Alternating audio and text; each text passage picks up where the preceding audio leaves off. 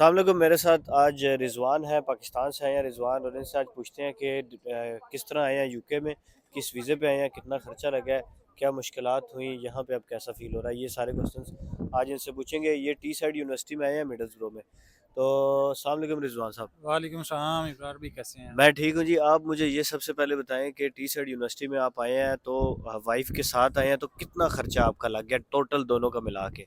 Total दोनों का अगर पाकिस्तानी रुपीस में बात करें यहाँ तक आने तक और जो अकोमोडेशन भी यहाँ ली है तो वो 45 लाख जो है ना वो लगे हैं। तकरीबन 45 लाख लगे हैं। और ये कितना लंबा प्रोसेस था जितने से आप गुजर के आए हैं, कितने महीने आपको लगे हैं। ये ऑलमोस्ट जो है ना वो 6 मंथ का टेन्योर था कि ये मार्च में मैंने प्रोसेस स्टार्ट किया था, यूनिवर्सिटी अप्लाई किया था, फिर ऑफ़र लेटर, उसके बाद अनकंडीशनल था, उसको अनकंडीशनल करते हुए फिर उसके बाद कैश, और उसके बाद फिर वीज़ा प्रोसेस जो है, फिर बायोमेट्रिक का सिस्टम आपको पता है सितंबर में रश इतना था, तो बायोमेट्रिक जो है वो नहीं मिल रही थी, वो बड़ी मुश्किल से जाके मिली है फिर। उसके लिए किसी एजेंट के थ्रू किया था, मतलब किसी एजेंट को कहा था कि मुझे बायोमेट्रिक दिलवा दें, या खुद फिर अब वेट किया था कि किस तरह मिली थी। आ, उस बायोमेट्रिक के लिए एजेंट को भी कहा था, लेकिन वो पैसे बहुत ज़्यादा मांग रहे थे, तो फिर एक मैंने पर्सनल सोर्स था मेरा, मतलब उस वजह से मुझे बगैर पैसों से मेरा काम हो गया था, मतलब। ठीक हो गया। अब रिजवान साहब ये बता दें कि यूके जब आप ट्रैवल कर रहे थे,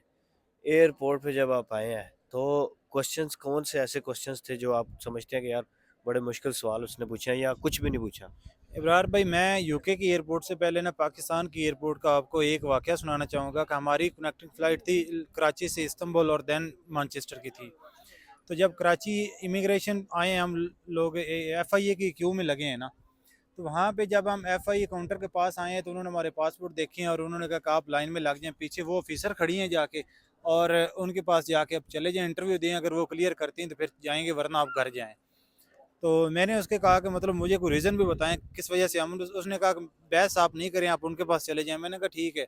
मिसेज भी मेरे साथ थी और हमारे से दो जो है ना वो लोग छोड़ के एक और स्टूडेंट था, उसको भी उसने भेज दिया उसके पास। अब वो जो लेडी ऑफिसर थी खातून, उसने जनाब हमसे कहा कि ठीक है, पासपोर्ट देखा सारा कुछ, उसने कहा वहाँ बैठ जाएं। हम बैठ गए वहाँ पे, तकरीबन 10 मिनट बैठने के बाद दो तीन और स्टूडेंट, जितने स्टूडेंट थे ऑलमोस्ट वो उनको, और उसके अलावा सूडान के कुछ लोग थे जो वीज़े पे जा रहे थे, इनको वो साइड लाइन कर रही थी। अब वो लोग जो है ना वो बड़े परेशान उसके पीछे भी गए, तो मैंने मिसेस को कहा कि हमारा इशू नहीं है, हम लीगली जा रहे हैं, हमें तो कोई इशू नहीं है, तो ये 10-15 मिनट का इनका एक होता है सिस्टम, तो उसके बाद ये चले जाएंगे। खैर 10 एक मिनट बाद वो दोबारा आती है और हमें कहते हैं कैश दिखाएं। मैंने कहा कैश एक तो मैंने सबमिट कर दिया काउंटर पे, और दूसरी मैं आपको मेल दिखा देता हूँ कैश की जो है ना।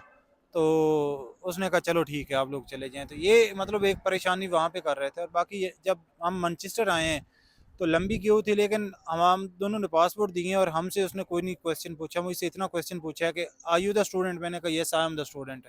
उसने स्टैंप लगाई है दोनों पासपोर्ट पे, उसने कहा please go collect your BRP and enjoy your stay. ठीक है, मतलब दूसरा लोग बहुत कहते हैं पता नहीं बैंक स्टेटमेंट का बहुत ज़्यादा पूछते हैं, कुछ लोगों से खैर पूछा भी है।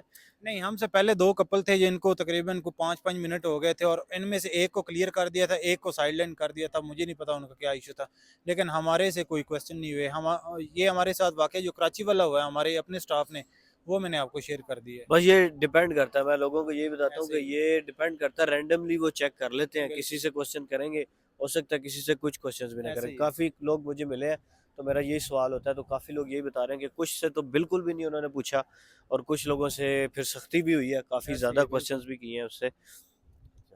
अच्छा, उसके बाद ये बताएं कि अभी यूके में आके कैसा फील हो रहा है, मतलब क्या चेंजिंग्स हैं जो आपको फील हो रही हैं पाकिस्तान से। चेंजिंग दे चेंजिंग सबसे मज़े की चेंजिंग जो है वो तो यहाँ पे एक तो स्कूटर रखी है, पोल्यूशन नहीं है। ठीक है, जो हम यहाँ आके मिसिंग भी कर रहे हैं कि यार ये कितना कितना ऑर्गेनाइज्ड है, क्योंकि हम इस चीज़ के आदी नहीं है ना। तो यहाँ लाइफ बड़ी ऑर्गेनाइज्ड है, वेल मैनर्ड है, और लोग जो हैं वो बड़े पोलाइट हैं, और यहाँ बड़ी स्मूथली लाइफ चल रही है, साफ़ सुथरी, और एक बड़ा फील होता है अपने आप को कि आप हेल्दी इन्वायरमेंट में आ गए हैं। वो मुझे एक स्टेज ड्रामे की बात भी याद आ गई है। उसने बंदे ने बड़ी ज़बरदस्त बात की, कहता है मैं यूके गया हूँ, इन्नी सफाई मेरा नक बंद हो गया। फिर ये मैं बात है। फिर उसने कहा मैं वापस आया लाहौर, गंदे नाले दे उत्ते 10 मिनट खलोता, फिर मेरा नक खुलिया। ऐ फील हो रहा सर जी, सानू भी फिलहाल तो हुण कुछ ऐसे यूज्ड हो रहे हैं। इंज नहीं से लग रहा कि यार पाकिस्तान दुनिया इतने साफ सुथरे माहौल ही सानू कुछ हो ना जाए। अकोमोडेशन किस तरह मिली। अकामोडेशन अबरार भाई, मैंने ना फेसबुक मार्केट प्लेस जो है वहाँ पे सर्च करना शुरू की थी ऑलमोस्ट 2 हफ्ते में। तो कई ऐसे लोग थे जो कहते थे एडवांस बुकिंग हमें दे दें, ठीक है, डिपॉजिट करवा दें। तो मैंने नहीं किया था कि एक अभी जिसमें मैं रह रहा हूँ ये मैंने अकामोडेशन जो है वो वहाँ से बुक की थी, रिजर्व की थी, और उससे एग्रीमेंट ये हुआ था कि जब मैं आऊँगा आपके पास सीधा आएंगे और वहाँ अगर दूसरे दिन आपके साथ एग्रीमेंट करेंगे और फिर आपको डिपॉजिट और रेंट देंगे। तो अभी कितने की अकोमोडेशन मिली है? हमें 500 में मिला है, मतलब 500। कितने रूम है?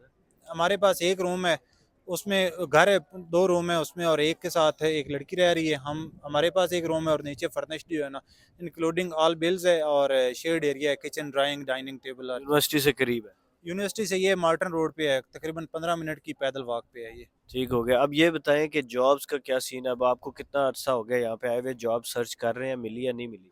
हमें हो गए 10 दिन, और जॉब आते ही हमने बीआरपी कलेक्ट किया था, उसके बाद बैंक अकाउंट भी ओपन करवाया, सारा जीपी रजिस्टर्ड किया, एनआई अप्लाई कर दिया था। तो जॉब एक तो इंडीड है, रीड है, एजेंसीज को जो है वो भी अपने किया, आपकी वीडियोस देख के, जैसे शनवारी साहब हैं इनकी वीडियो देखी थी, तो एजेंसीज के पास भी गए थे, उनको सीवी भी सेंड किए हैं। तो अभी मुझे तो थोड़ा सा मुश्किलात का सामना है, लेकिन मिसेज मेरी डिपेंडेंट पे हैं, तो उनको अभी 1-2 कॉल्स जो हैं वो इंटरव्यू टीचिंग असिस्टेंट के लिए दिए हैं रीड्स में, और उसके अलावा मैकडोनल्ड की उनकी मतलब है अपॉइंटमेंट है इन पर्सन अच्छा, इंटरव्यू। यही मैं लोगों को बता दूं, जो डिपेंडेंट होता है उसको जॉब, मैंने कल भी 2 डिपेंडेंट्स के इंटरव्यूज किए हैं तो उनको जॉब्स मिल गई हैं।